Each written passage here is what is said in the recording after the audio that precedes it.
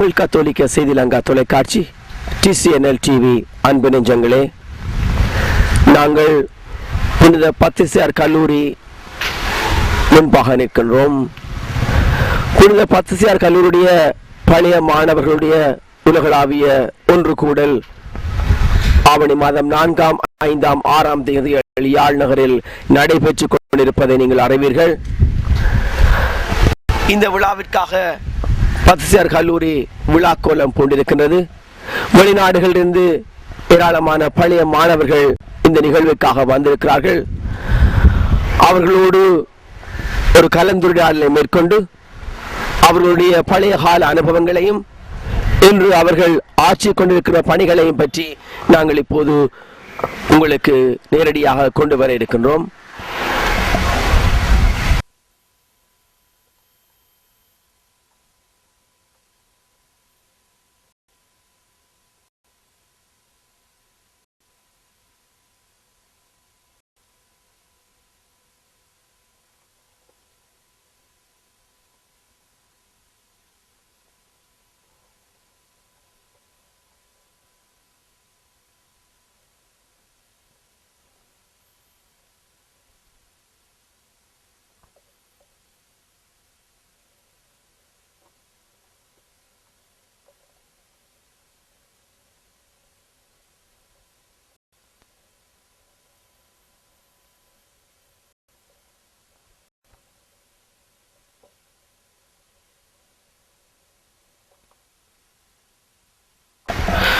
புனித பத்திசியார் கல்லூரியுடைய பழைய மாணவர்களுடைய ஒன்று கூடல் நிகழ்வில் எங்களோடு கலந்துரையாடுவதற்காக மூவரை நாங்கள் அழைத்திருக்கின்றோம்.